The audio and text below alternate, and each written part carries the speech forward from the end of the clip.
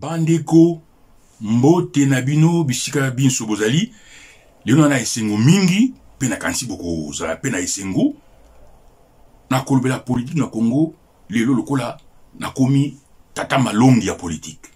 Tata malongi ya politique. Bandeko na lingi, tovanda kimia, bandeko. Tumi pesa conseil. Tumi teya bandeko. Tobongo la makanisi, na makambotali politique, na mboka na biso. Bandeko. Bato mingi o bale na Kisasa, pe na Congo, na Kisasa surtout ba diplomate, ba kieba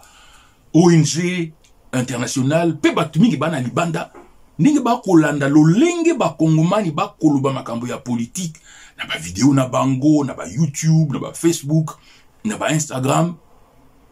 Mutu nyonso akokoza mwa micro na ye, mwa téléphone na ye atia bani koloba pe makambo ya politique. Tout le monde ba pasteur n'importe qui pour attendre moi verset mi balé asali moi plan na eli gado na ya bani ko makambia ya nzambe et pesi pa kali pangala et ko pesa mavwanga bande ko pesa soni bandeko nganga maile monene ya politique na kombo ya Aristote atalisi na buku na ye la politique la politique est une activité architectonique dans toute société. Politique elle quoi fondation et elle y activité ou elle y blibosé ko tamu sama kamoyo so na mboka pe lo lengi ya koluba politique lo lengi ya kokanisa politique et ko talisa bo moto na bino za ya ndenge nini za ya pakali panga za ya mavwanga to ya malonga evanda parce que ndenge Aristote alobi la politique c'est d'abord la pensée logique la cohérence l'esthétique l'élégance bandeko est-ce que lo lengi o to sala makanisi ya politique lo lengi o to lobelaka politique. Est-ce que vous avez une logique? Est-ce que vous avez une cohérence? Est-ce que vous avez une esthétique? Est-ce que vous avez une élégance? Bandeko. Yamona lobby, tata malongi na lingi, ba vanda kimia, ba lukula ba émotion. Pour repenser la manière de penser la politique. Pour repenser la manière de parler politique, de communiquer politique. Bandeko. Mikolo et l'équipe Belin Bamboula. Bato balinga kaka bolo bakaka oh non oh bata ba fa quoi oh bata idiocratie la pègre de Bruxelles oui to le baki yango fapocratie to le baki yango mais bandeko to ko la stagnation to vanda kaka to le bakaka matin midi soir kaka to le bakaka fapocratie to le bakaka idiocratie ata to moni ke bandeko na bisika moi moke ko salema ba sala pe makambo ya mama longa to le bakaka fapocratie so le bi fapocratie bato ba yoki nsunga ba bet maboko so le bi idiocratie ba yoki nsunga o ba ntu ba yoki bantu bongo mwenye anoué moi bibi qui va bantu bumbo mwenye to ki nanguto ne balba na chiluba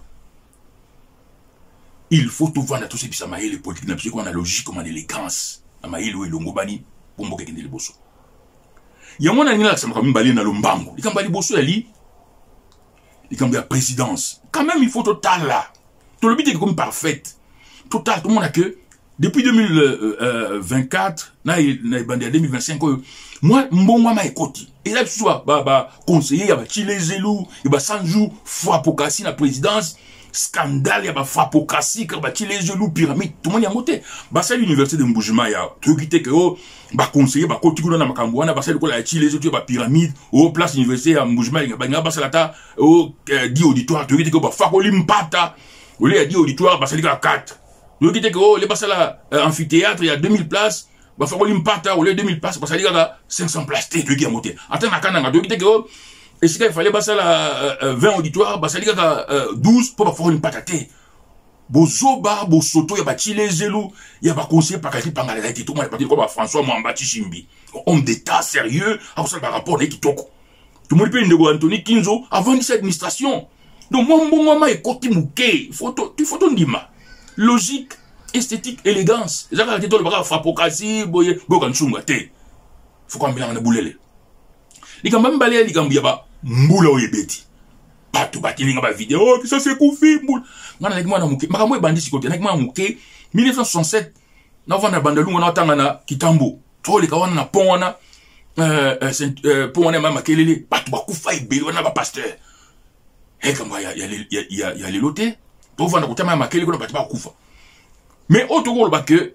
bota la paix makambo ko salma partout na Kenya même en Afrique du Sud na Philippines bato bakufi kana mamaboy et ça ko justifier té ça ko ba que Ça, ce sont des phénomènes autour de partout. Mais c'est que présidence de la République, gouvernement souminois, attends lui que Makambo ko sala partout na Philippines, na Kenya, na Afrique du Sud. Faut que ça mailler les bandeko, bout que les mbombo mouné le quoi lunda boulou, ça pont et qui to kilo to ka suma Makambo la té. Bon moderniser ba côté ya ba rivière on a quoi Makelele, Kalamu, Mansanga, Mantili ba pont,